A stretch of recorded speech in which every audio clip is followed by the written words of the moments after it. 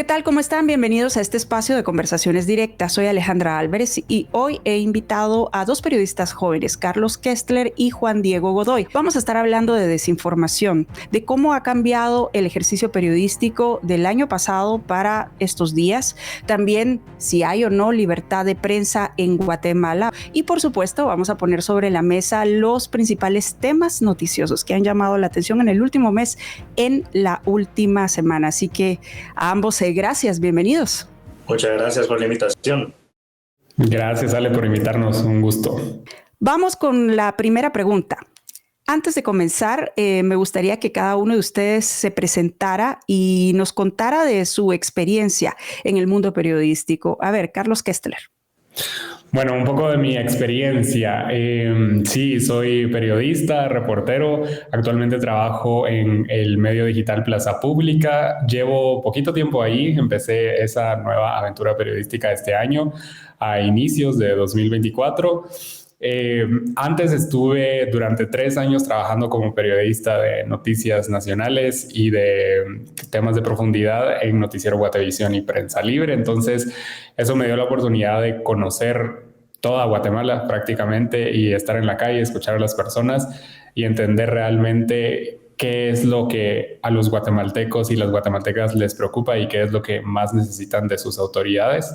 Y pues esos son precisamente los temas que intentamos colocar en la agenda de los medios de comunicación y siempre estar investigando y analizando. Entonces, eso es un poquito de lo que he hecho a lo largo de estos 3 años. Estudié periodismo y comunicación en la Universidad del Istmo, al igual que Juan Diego, pero él ya dará su presentación. Juan Diego Godoy.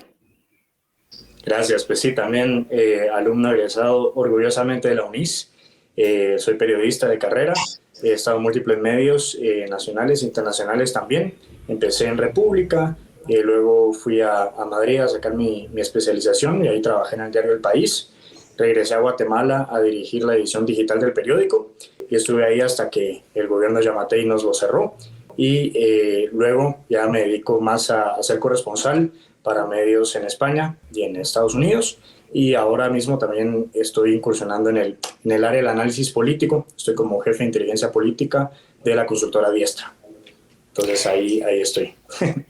Bueno, ambos tienen una amplia experiencia, pese a que son pocos años, podríamos decir, pero han recorrido camino. En ese sentido, bueno, pues no podemos escapar de mencionar que venimos de un proceso difícil el año pasado con las elecciones, toda esta transición que se dio. ¿Cómo han sentido ustedes el ejercicio periodístico del año pasado para estos días? A ver, Carlos Kestler.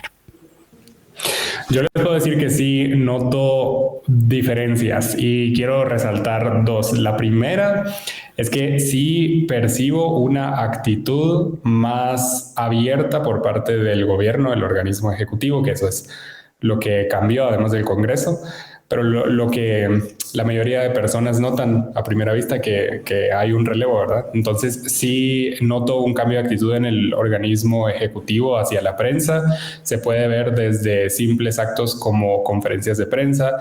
En el gobierno anterior, el presidente Yamatei prácticamente solo salió a hablar ante los reporteros durante sus primeros 6 meses, ni del año completo, y era sobre todo por la emergencia de la pandemia del COVID-19. Este año con el presidente Arévalo, la emergencia ya no está, hay otros temas sobre la mesa y sí son más frecuentes las ruedas de prensa.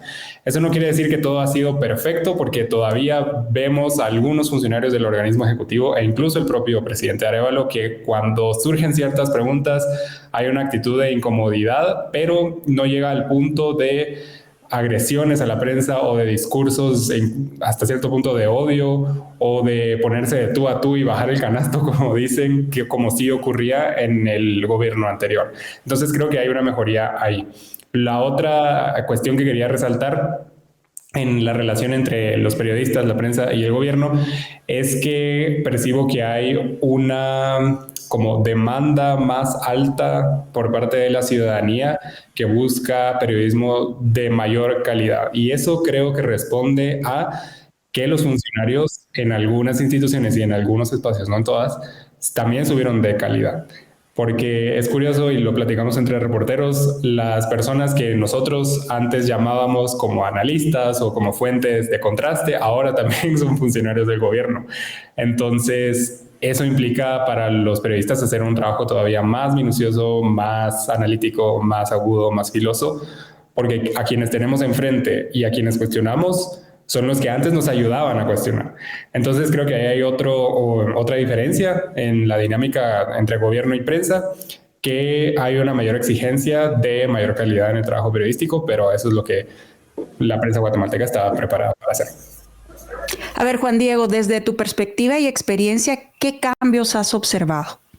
Estoy de acuerdo con Carlos en que quizá la fuente se ha vuelto, digamos, ha adquirido mayor calidad, pero yo creo también que este es un buen momento para comenzar a impulsar el periodismo de soluciones.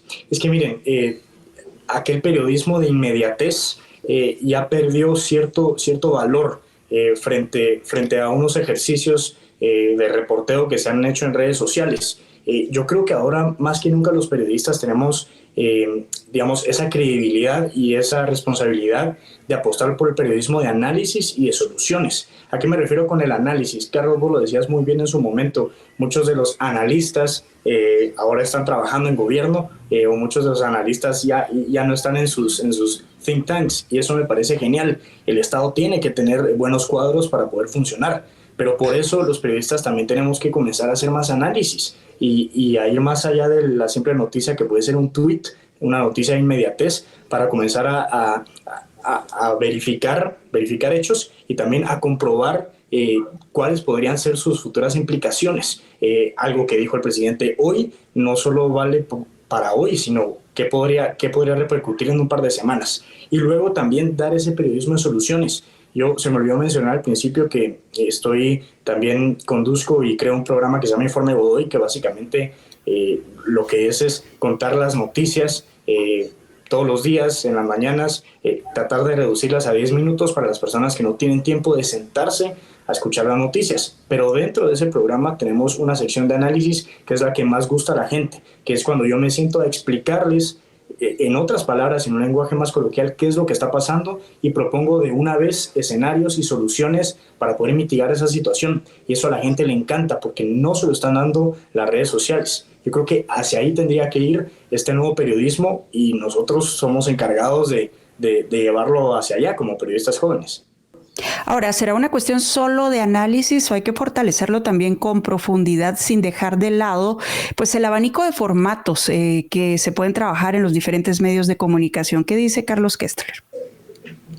Yo creo que van de la mano, o sea, el análisis es profundidad, la profundidad necesita análisis.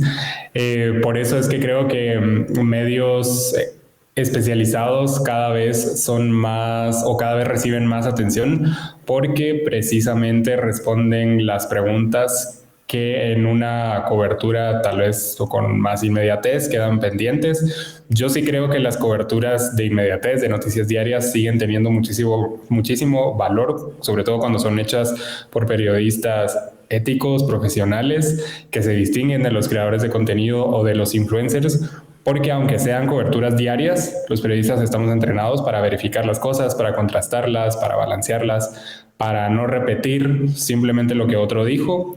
Y creo muchas veces que otro tipo de comunicadores que no son periodistas tienen más riesgo de caer en eso, precisamente porque no son periodistas.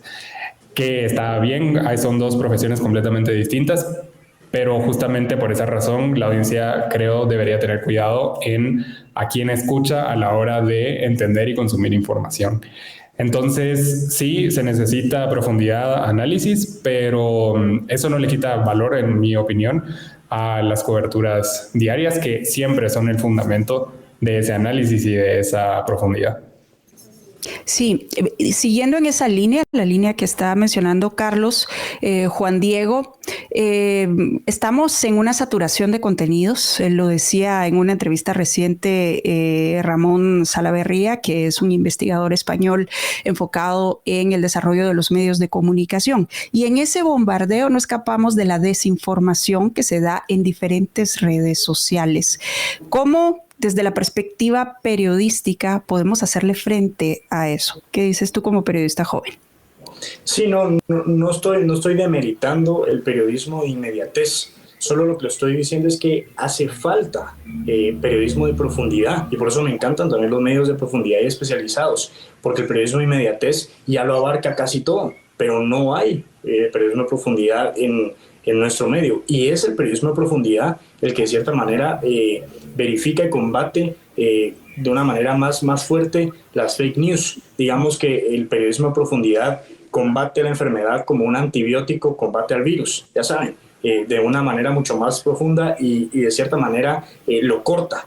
Ese es el verdadero periodismo de profundidad. Entonces, yo apuesto por eso, y de cierta manera los periodistas tenemos dentro de nuestro código ético, digamos, que combatir las desinformaciones. No solo es informar con los hechos, sino también ahora nos ha tocado más que nunca informar sobre aquello que no es cierto, ¿sí? O sea, contradecir aquello que no es cierto, que está dando vueltas, sobre todo en redes sociales, y que, como bien dice Carlos, a veces lastimosamente sus principales impulsores son influenciadores o protagonistas que han salido en las redes sociales, que no tienen esa formación que nosotros tenemos para poder verificar, para poder ir a los hechos, y también que no tienen esa imparcialidad que nosotros cuidamos más que nada para poder dar las dos caras de la moneda y para poder decir con prestancia y con la frente en alto cuando una cosa es cierta y cuando una cosa no lo es, porque muchos de estos influenciadores y de protagonistas en redes sociales tienen muy marcada su línea ideológica y su línea activista, y está muy bien, la tienen que tener,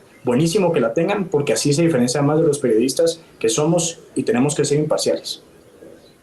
¿Qué recomendaciones le darían a la audiencia para identificar cuando se trata de una noticia falsa, por ejemplo, y también poder acudir a las fuentes confiables? A ver, ¿qué dice Carlos Kestler? Hay un montón de cosas que se pueden hacer y pienso mucho en los chats de padres de familia que, por ejemplo, abundan en WhatsApp. La primera bandera roja que creo que hay que tener en cuenta a la hora de identificar desinformación es que el contenido que estamos viendo y del que estamos dudando no tiene un origen claro. O sea, no se ve qué medio de comunicación lo publicó, qué persona lo firma. Simplemente son esos videos que parece que yo lo tomé con mi celular y se lo reenvié a un montón de personas, pero no se sabe exactamente de dónde surgió. O textos también que no dicen qué organización lo respalda o quién lo escribió. Entonces, contenido sin un origen claro, de inmediato hay que dudar de ellos. Y otra cosa que les podría decir es mensajes que precisamente son reenviados como cadenas, porque la desinformación busca justamente llegar a todos los espacios posibles para ocupar todos esos espacios y que la información correcta, periodística o tratada de forma periodística no tome esos espacios. Entonces, cuando son cadenas, puede ser sí que sea información fidedigna, pero muchas veces también, o sea, no lo es. Entonces hay que tener cuidado y pensar por qué este mensaje está siendo difundido de forma masiva. ¿Realmente quieren informar así de forma masiva o quieren engañarme y por eso es que lo están haciendo de forma masiva? Entonces ahí hay dos consejos que podría dar, pero creo que Juan Diego tiene más también. ¿Qué agregarías tú, Juan Diego? Miren, bueno, a ver, primero, cuidar mucho la dieta informativa. Se habla de dieta informativa como quien cuida su dieta alimenticia. Si cuidamos lo que comemos, también tenemos que cuidar la información que consumimos. Yo, honestamente, soy muy rígido y yo no creo nada que no venga de ciertas fuentes que yo he determinado que son mi dieta informativa. Y muchas de esas fuentes son periodistas y medios de comunicación serios. Pero luego, cuando estoy navegando y me topo con noticias, la clave también es ver el URL de esas noticias. Muchas veces son URLs ya contaminados, en donde se juega con los nombres de los medios de comunicación, pero se les incluye algún guión, algún número, algún arroba, algún símbolo, y digamos suplantan esta identidad de los medios. Y luego en redes sociales yo simple y sencillamente no tengo interacción, no veo contenido y no comparto contenido de ninguna cuenta que no esté identificada con su nombre, su apellido y su fotografía oficial. Esto para personas individuales y para medios de comunicación lo mismo. Y además tengo también un listado de medios de comunicación falsos que funcionan más como tipo net centers, que tampoco sigo y que de hecho tengo bloqueados. Y así yo voy limpiando mi dieta informativa en redes sociales. Y luego, solo para último punto, uno de los canales que más desinformación transmite es justamente WhatsApp. Y entonces por eso, cuando creé este medio que conduzco, una de sus principales arterias de comunicación es la mensajería instantánea y es WhatsApp. Y entonces dentro de este grupo de WhatsApp yo comparto noticias en donde yo doy mi nombre, mi apellido y presto mi voz para decir cuáles son estas noticias. Y eso ha ayudado a que muchos grupos de señores, de señoras, de adolescentes, pues corten esa comunicación porque envían, digamos, un enlace sano, un enlace con una persona que ya está plenamente identificada, porque la identificación no es solo para decir, véanme a mí, quiero ser popular, sino es yo soy responsable de esto que les estoy diciendo. Y en el momento en el que esto sea desinformación, van a ir por mi cabeza, por mi nombre y apellido. Entonces, eso funciona muchísimo. Pero ¿será que en general las audiencias tienen ese tipo de filtros en el día a día? Es difícil controlar eso un poco, ¿no? ¿Qué dice Carlos? Creo que depende mucho de la persona. Hay quienes, como Juan Diego, tienen una dieta informativa muy sana y entonces tienen un control muy, muy estricto y saben en dónde sí consumir información y en dónde no, pero lastimosamente no todas las personas funcionan así, sobre todo porque en la vida diaria hay que ocuparse de muchísimos asuntos, de el trabajo, la familia, los amigos, y a menudo las noticias suelen quedar como última prioridad. Entonces, yo lo he pensado muchísimo con mis amigos y amigas que no son periodistas y con mis colegas, cómo hacer para que las personas dimensionen la importancia de tener una dieta informativa muy sana.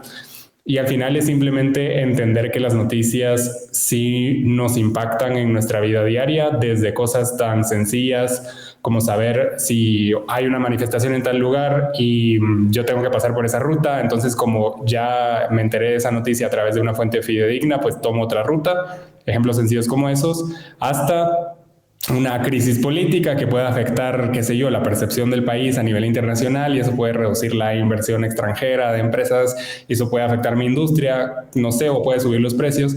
Cosas así también afectan mi vida diaria. Entonces, cuando uno entiende la importancia de las noticias y que son tan relevantes como mi trabajo, como mi seguridad, etcétera, etcétera, ahí ya creo que es más fácil tomar esa decisión y tomar esas acciones deliberadas para tener una mejor dieta informativa. Solo cuando yo entiendo la importancia de esa dieta es que voy a tomar acciones para ejecutarla, digamos, o incorporarla en mi vida diaria. Entonces, ahí la clave, yo creo, es la alfabetización mediática, concientizar a las personas sobre la importancia de la información correcta, verificada y cómo esa información está bajo la responsabilidad de los periodistas y de las periodistas. Y exacto, y sabes que, perdón, me interrumpo, pero esa alfabetización mediática también se da estando nosotros en esas plataformas. A mí me pasó con TikTok, por ejemplo. Yo no estaba en TikTok y era reacio estar en TikTok porque ya tenía perfiles en mis otras plataformas y las manejaba de manera distinta. Y mis alumnos me dijeron, es que si uno no está en TikTok y es la red que se consume y ahí ese contenido que se consume, ¿cómo esperas que limpiemos nuestra red informativa si no están los mismos periodistas en las plataformas donde nosotros consumimos información? Y tienen toda la razón.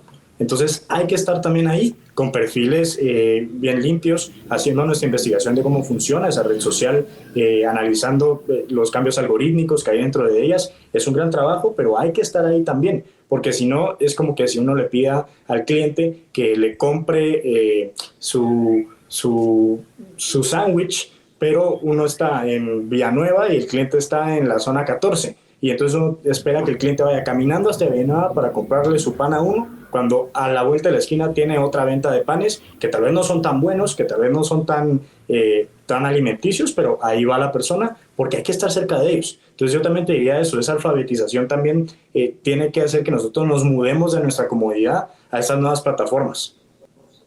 Ahora bien, hablemos un poco del ejercicio periodístico en cuanto a el contexto en el que vivimos. La pregunta es, ¿cómo se puede hacer buen periodismo de acuerdo a los diferentes fenómenos, tanto políticos y sociales y mediáticos incluso, que hemos experimentado, qué sé yo, no digamos en la última década, sino que en el último año que estuvo convulso? ¿Qué dice Carlos Kestler?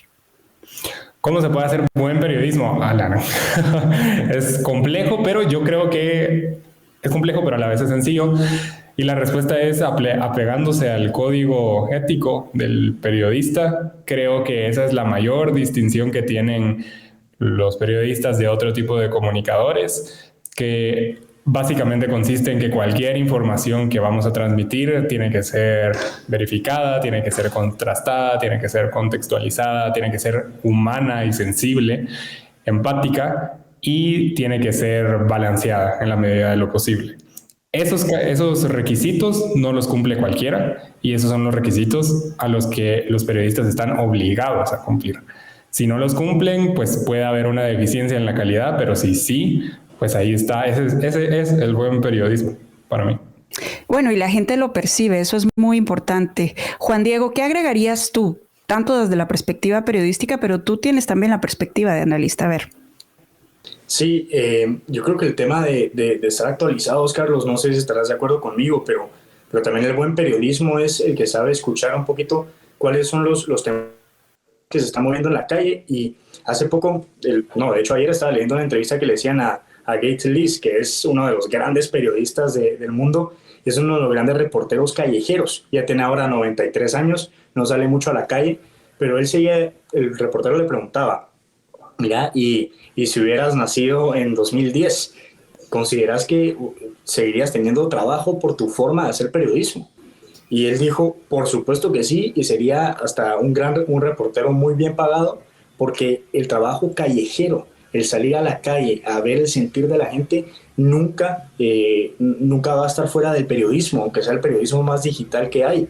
Y es cierto, las buenas historias se consiguen en la calle, y a veces podemos pecar como periodistas de intentar hacer todo nuestro trabajo con fuentes muy oficiales, de altos rangos, y nosotros pues poner temas en la agenda, que está bien, es parte de nuestra tarea, pero salir a la calle es ver un poquito cómo se está moviendo la ciudad, cómo se está moviendo el clima, y a partir de ahí poder sacar historias que le interesan también al ciudadano de a pie. Muchas veces nos conformamos con contar temas ministeriales muy avanzados, o con hacer análisis políticos muy enrevesados, que ahí es una autocrítica para mí, pero a veces hay que salir a la calle y hay que ver cómo está la economía de la señora que tiene su venta en la esquina, cómo le está afectando la sequía a la persona que tiene su cultivo de café, por ejemplo. Y ahí salen también grandes historias. Entonces no tenemos que perder ese reporteo, que yo creo que Carlos lo hace muy bien, de estar siempre ahí con los ciudadanos de a pie. Ese es el gran periodismo también. Eso es fundamental lo que acabas de poner sobre la mesa, porque las historias se viven. Para contarlas hay que vivirlas, hay que salir del escritorio como periodistas. Es algo que hay que tener presente. En ese caso, Carlos Kestler, tu experiencia como reportero, ¿has percibido cambios en la apertura de las personas cuando vas a recopilar testimonios de tus reportajes? Sí, totalmente. Y creo que las personas, cuando uno se acerca a ellas, notan, no, cambia la actitud y no lo ven a uno como este profesional que tiene un micrófono, que tiene una libreta y que solo va a como extraerles información y luego se va a ir, sino que se dan cuenta de que también es una persona que también puede sentir, puede llorar, puede sufrir, puede ponerse alegre, y eso hace que se identifiquen, y ahí, a través de esa identificación, es cuando empiezan a contar toda la información, que también es lo que un periodista busca. Eso yo lo agradezco muchísimo de mi tiempo en Prensa Libre y Noticiero Guatevisión. Es a lo que me refería al inicio: salir, conocer el país, viajar por cada uno de los 22 departamentos, hablarle cara a cara a las personas, ponerle rostro a los problemas que tanto persiguen a Guatemala. Solo así se entiende realmente cuál es la dimensión del trabajo periodístico, cuando le pones rostro a quienes sufren de las injusticias, pero también a quienes se benefician de los cambios y quienes resultan como favorecidos cuando las injusticias se corrigen. Entonces, sí, eso es clave, y cuando uno va con las personas hay un cambio total de actitud, porque ya no es el periodista que solo sale en la televisión o que yo solo leo en un artículo, sino que también es una persona. Y me da risa porque les puedo contar una anécdota. Ayer me escribió un señor en Facebook que vive fuera de la capital para contarme precisamente algunas situaciones que ocurrían en su comunidad y él me dice que decidió escribir porque él ya me había visto hablar con otras personas en su comunidad, entonces eso como que le inspiró confianza, a mí me hizo sentir muy agradecido, lo digo con toda la humildad, pero creo que de eso se trata el periodismo, de siempre estar inspirar ahí. Confianza. ¿Qué más agregarías tú, Juan Diego?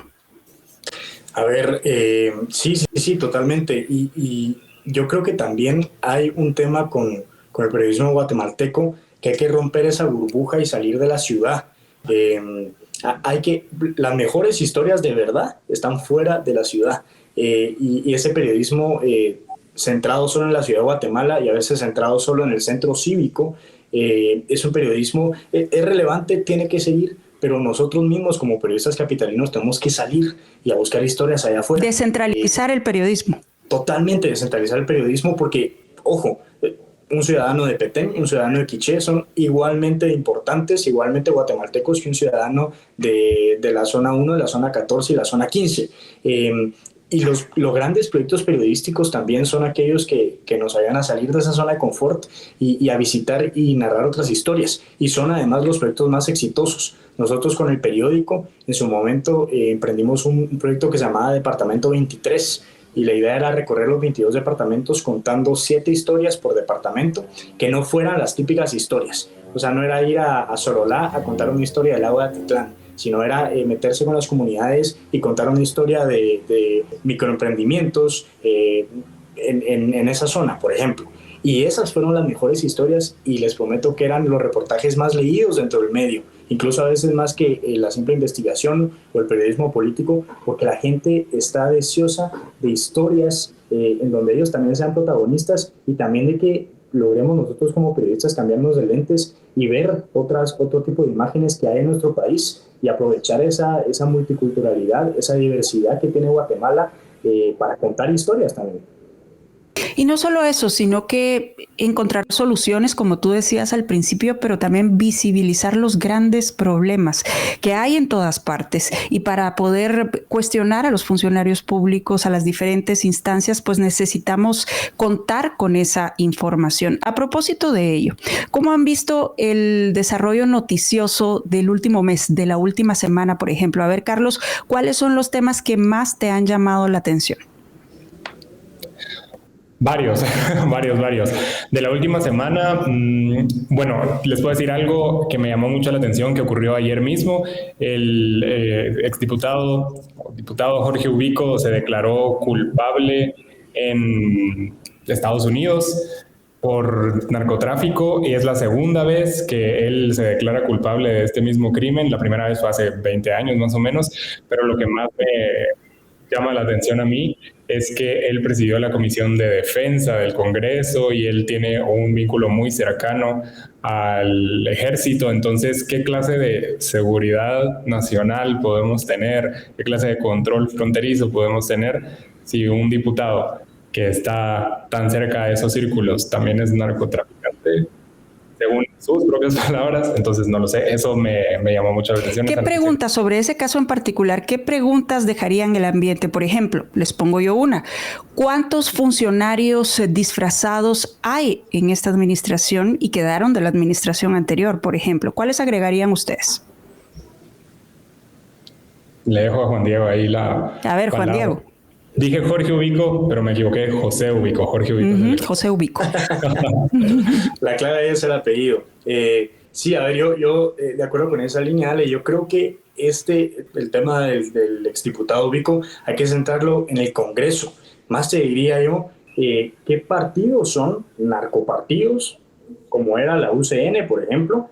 Ubico viene del partido Todos, por ejemplo. Entonces, ¿qué partidos son narcopartidos? Y qué diputados son en realidad representantes del narcotráfico en sus diferentes regiones y no del guatemalteco de a pie. Entonces yo pensaría en eso y luego me serviría para ver qué clase de alianzas se están forjando en el Congreso y qué agenda legislativa se está moviendo en el Congreso si muchos de los diputados que tenemos ahí son representantes del mismo narcotráfico. Esto de Ubico yo creo que a nadie le sorprendió. Sorprendió el momento en el que lo hizo. pero este era un secreto a voces, todos lo sabíamos. Y todos sabemos también de más diputados con nombres y apellidos que están involucrados en el narcotráfico. Y muchísimos diputados están ahora en el partido Vamos, por ejemplo. Ahora, ¿qué tan difícil es darle cobertura a este tipo de temas desde la perspectiva periodística? Carlos. Bastante difícil, sobre todo por cuestiones de seguridad y de acceso a la información. Empiezo por seguridad. Creo que se entiende, ¿verdad? Es prácticamente hablarle a grupos de crimen organizado. Es colocarse en una situación muy, muy vulnerable. Una cosa es hablarle a un funcionario cuestionado que sí tiene su oficina en la ciudad de Guatemala, pero otra es hablarle a una persona que tiene a sus manos recursos para cometer un crimen contra uno. Desde... No quiero ni decirlo, pero ya tenemos antecedentes de eso en la región, sobre todo en México. Entonces, el tema de seguridad es un desafío grande. El otro que les decía, acceso a la información, porque precisamente como es tan delicado el tema, las fuentes no quieren hablar para resguardar su integridad. Y a veces también las fuentes están en otros países, en este caso Estados Unidos, por ejemplo, entonces ahí se requiere dar como un paso adicional para acceder a esos documentos, si hay un juicio, por ejemplo, etcétera. Juan Diego, ¿qué dificultades ves tú?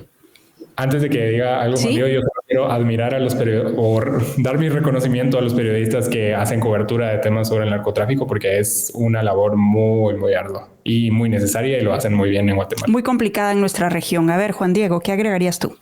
Sí, yo recomiendo leer el medio Inside Crime, que hace una excelente gestión de investigación en América Latina y que tiene también muy buenas fuentes aquí en Guatemala. Yo personalmente no he cubierto narcotráfico, no es de mis fuertes, pero también, y lo tengo que reconocer, es algo que da temor y que da pavor, porque no está combatiendo un tipo de crimen organizado que prácticamente tiene mucha cercanía con los poderes de nuestras naciones. Así que sí es un tema muy, muy complejo. Yo recomiendo leer Inside Crime porque de verdad que tienen las mejores historias regionales y que uno puede comprender muy bien cómo funcionan esos nexos aquí en Guatemala leyendo una investigación con base en Chiapas o en El Salvador o en Honduras, porque todo está muy bien conectado. Además del caso del exdiputado Ubico, que es lo que anda en este momento en redes sociales, que ha llamado la atención, ¿qué otros casos noticiosos ponen ustedes sobre la mesa? A ver, Carlos. De la semana pasada a mí me llamó mucho la atención el anuncio de algunos de los nuevos gobernadores, un anuncio que hizo el presidente Arévalo. Ese tema yo lo he cubierto para Plaza Pública, entonces me siento cercano a él. Es curioso porque Arévalo lo que hizo fue reformar algunas de las reglas para elegir a gobernadores, pero la raíz del problema pues prácticamente no la pudo cambiar. Y la raíz del problema es que los gobernadores, sí, los designa el presidente, pero de una terna de candidatos que definen los consejos departamentales de desarrollo, que están integrados por personas comunes y corrientes, por decirlo de alguna manera, de sociedad civil o de la ciudadanía, pero también de representantes del gobierno y de otras instituciones. Entonces, ese sistema de consejos de desarrollo ha estado capturado desde hace años y años y años. Entonces, Arévalo lo que hizo fue, sí, colocar algunas condiciones para favorecer la participación de más personas y de más candidatos, pero al final el filtro seguía estando en el poder de los consejos de desarrollo. Eso provocó que a finales de marzo, Arévalo solo pudiera elegir a los gobernadores de 8 departamentos de los 22 y el resto tuvieron que repetir el proceso de elección de los candidatos en las ternas. Y ahorita la semana pasada, que es lo que mencionaba, Arévalo logró elegir a otros 12. Entonces hoy por hoy hay 20 de 22 electos. De esos 12 que anunció la semana pasada, 5, si mal no recuerdo, los seleccionó de las ternas que repitieron los consejos de desarrollo de la primera ocasión y los restantes los tuvo que elegir Arévalo del listado general de candidatos porque los consejos de desarrollo no enviaron las ternas a tiempo, repitieron las ternas con los mismos candidatos o básicamente no cumplieron con los requisitos. Digamos que este es un proceso que no fluyó como se esperaba o como se había anunciado. ¿Esto se está reflejando en otros temas? Juan Diego, ¿qué es lo que tú has observado? A mí me llama la atención, el proceso de elección de gobernadores fue un gran fracaso, pero a mí me llama la atención sobre todo el tema de cómo se está moviendo el Congreso.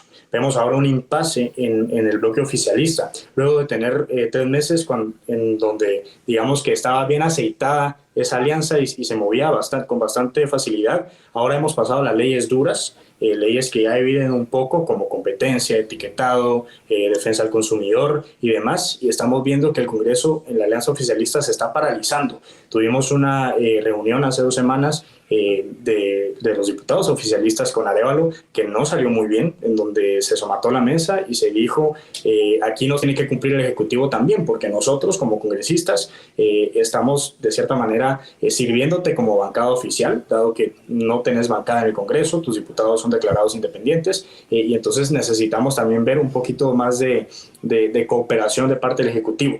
Y esto pues no se ha visto y por ende está pausada la agenda legislativa. Los diputados se han limitado estas últimas semanas a leer iniciativas de ley para pasarlas a comisiones de trabajo y poco más. Se rompe quórum cuando se tienen que conocer ciertas aprobaciones o realizar ciertas votaciones. Ley de competencia no ha avanzado, ley de etiquetado está estancada y los diputados tienen urgencia de que antes del 15 de mayo se aprueben dichas leyes, porque a partir del siguiente periodo, cuando regresen los diputados al Congreso, el tema va a estar en la elección de Cortes, principalmente, en la discusión de las reformas al Tribunal Supremo Electoral también. Entonces cambia completamente la agenda legislativa. Eso es lo que yo veo ahora mismo como de lo más relevante en las noticias. Ahora, hay temas que han llamado la atención también, más allá de los detalles que vamos viendo en el día a día. Por ejemplo, este anuncio que hace el presidente Bernardo Arévalo en cuanto a que se está analizando una consulta popular. También la actitud que ha tomado y que resurge Joviel Acevedo en cuanto al tema de educación, lo que está pasando con los hospitales y las medicinas, el tema de seguridad, por ejemplo, ¿hay o no apertura política de parte del Ejecutivo? En fin, podemos ir sacando una lista amplia, pero en todo caso, ¿cuáles creen ustedes que son los temas que darán de qué hablar en los próximos días? Carlos. En los próximos días, todo. Yo creo tal vez que lo que va a seguir generando ruido van a ser los roces entre el gobierno y la fiscal general. Vemos que la relación se sigue manteniendo tensa y el gobierno parece no encontrar una manera de quitarse esa cucaracha en su camino de trabajo.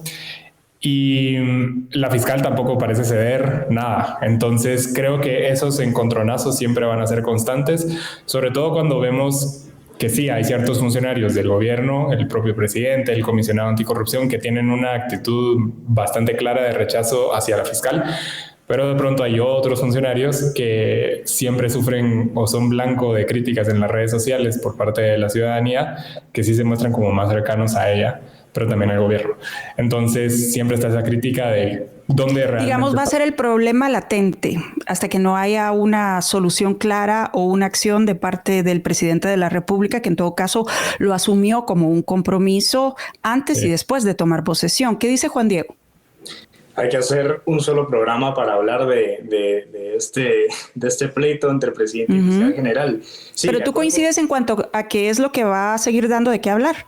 Esto va a seguir dando de qué hablar hasta 2026 prácticamente, pero yo creo que ahora también el tema se centra en la batalla de las batallas, que es la elección de Cortes, que ya vamos a comenzar, ya estamos viendo ciertos movimientos. Antes de eso, yo veo también importante el tema de enmiendas en la ley de competencia, que se están discutiendo ya y que están empujando diversos sectores. Veo también una ampliación presupuestaria que de cierta manera quizás se va a agendar en el Congreso, pero que no va a pasar porque no va a tener los apoyos. Y me interesa también el trabajo de ciertos ministerios en cuanto a temas de denuncias y de fiscalización. Yo creo que ha sido un gran tema de agenda también, como los ministerios pues han puesto denuncias a diestra y siniestra en contra sobre todo del gobierno de Alejandro Giammattei. La ministra de Comunicaciones ha puesto nada más y nada menos que 22 denuncias y así se van subiendo.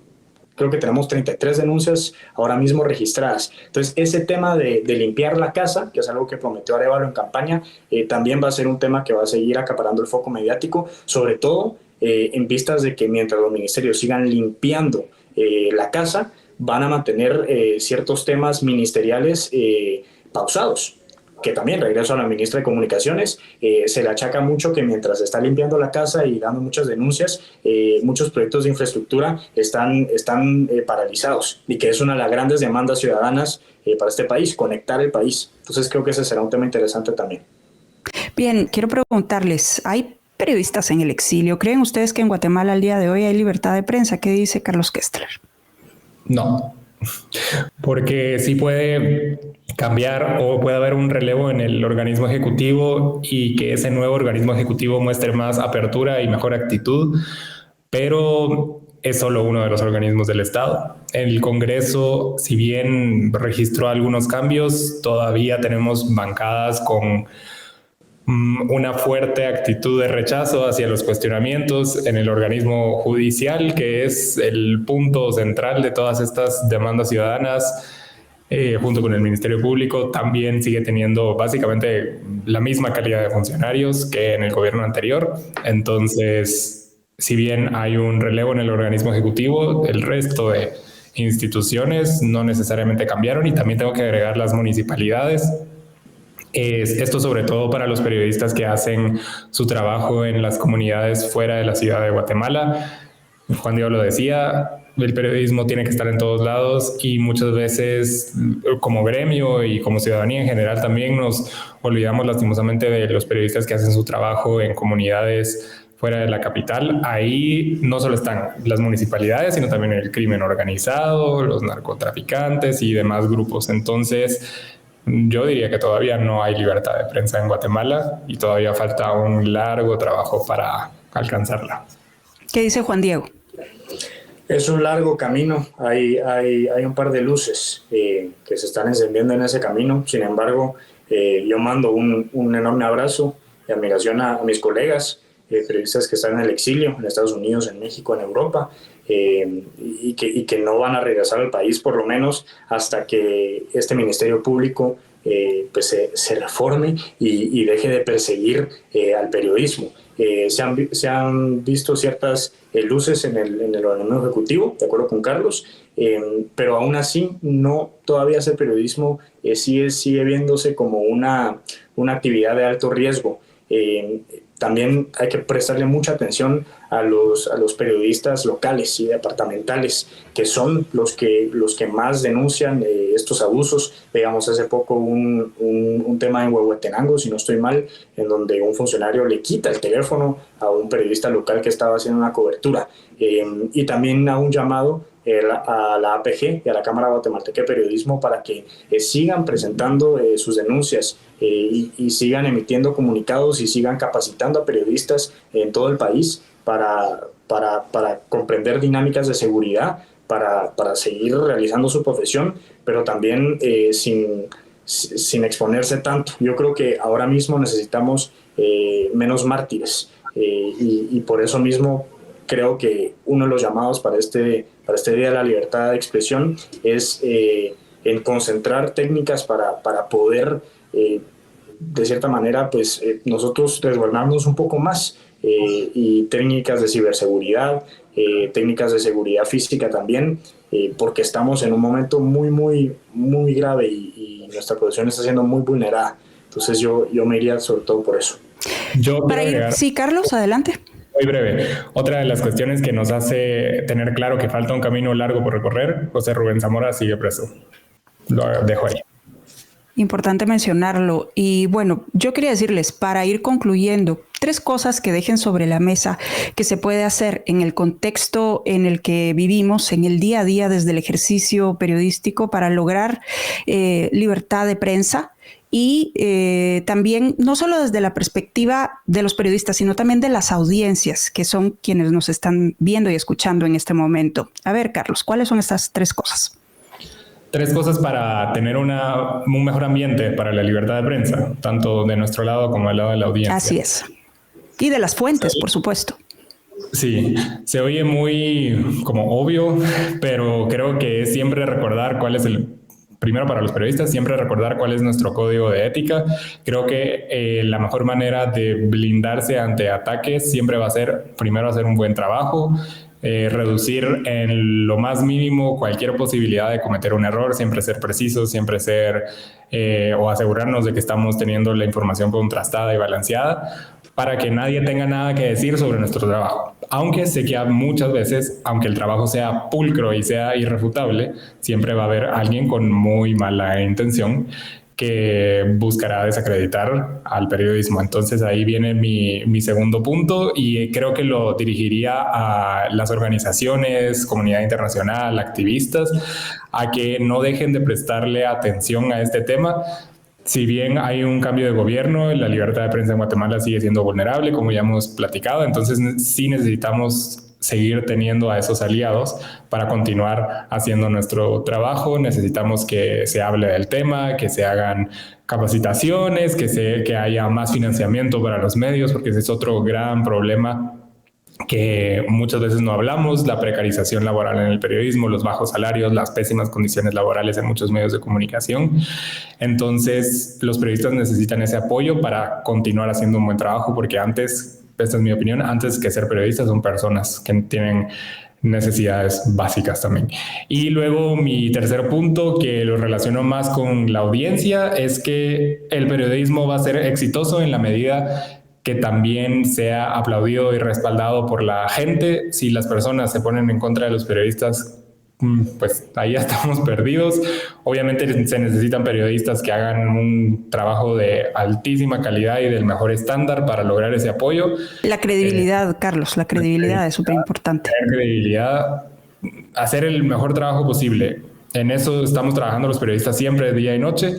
Pero si no tenemos a ese respaldo de la gente, así con la misma actitud y con la misma fuerza que cuando defendieron las elecciones del año pasado, pues va a ser más complicado el camino. Pero yo diría eso, una audiencia que sea o que se atreva a vocalizar más por qué el periodismo es importante y a defenderlo más. A ver, Juan Diego, tus 3 puntos. A ver, dentro de un contexto tan polarizante, yo creo que el periodista más que nada hoy mismo necesita mantener esa imparcialidad para diferenciarse de los activistas. Entonces, ¿qué va a hacer que nuestra carrera sea más respetada? ¿Qué va a hacer que seamos mejores y que hagamos un mejor trabajo? Mantener la imparcialidad y diferenciarnos del activismo. Un periodista no puede ser activista, simplemente es la antítesis, diferenciarnos del activismo. Y aunque cueste, porque a mí me han criticado por ser imparcial, es la crítica que más me han dado. Es que me cae mal no saber de qué lado estás. Pues de ninguno, soy periodista, estoy en el centro, te estoy contando las dos versiones. Yo te cuento los hechos, te cuento la verdad y usted como persona, usted juzga y usted alimenta su criterio para ver de qué lado se pone. Pero el periodista tiene que mantener esa imparcialidad. Y segundo, también que los periodistas tenemos que denunciar. Se nos olvida a veces dejamos pasar ciertos abusos en nuestra contra y tenemos que denunciarlos, aunque sepamos que ciertas autoridades no van a hacer nada. Igual nuestra denuncia pesa, y nuestra denuncia pesa en el registro histórico. Entonces tenemos que denunciarla. Y tercero, acuerparnos como colegas en asociaciones. Ahí está la Asociación de Periodistas de Guatemala, está la Cámara Guatemalteca de Periodismo, pero también bajo el movimiento No Nos Callarán, por ejemplo, que a mí me parece bastante relevante. Acuerparnos como periodistas y saber que aunque sí, de manera comercial somos competencia, de cierta manera somos un gremio que necesita estar unido y que solo con esa unidad vamos a lograr que se respete también la libertad de prensa en todo el país. Entonces dejar de crear esa olla de cangrejos que tú porque sos de este medio yo te jalo y no te dejo salir y yo te critico porque estás en tal televisora. No, o sea, unirse de verdad como colegas y como gremio. Así que esas serían mis tres ideas. Bien, pues yo les agradezco. Agregaría un par de cosas. Por ejemplo, la apertura de las fuentes es fundamental. Para hacer un buen periodismo necesitamos funcionarios que sean abiertos con la prensa y que no teman a los cuestionamientos, que respondan a las preguntas, porque al final, como periodistas, nuestro trabajo es informar, pero también para tener esa información hacemos preguntas. Y algo muy importante que tenemos que dejar sobre la mesa es que para tener una democracia fuerte, uno de los pilares fundamentales es el buen periodismo. Que no se nos olvide eso. Así que, Carlos Kestler, Juan Diego Godoy, muchas gracias por habernos acompañado en este espacio. Gracias, Ale, por este espacio. Gracias. Bien, y gracias también a la audiencia. Soy Alejandra Álvarez. Hasta la próxima.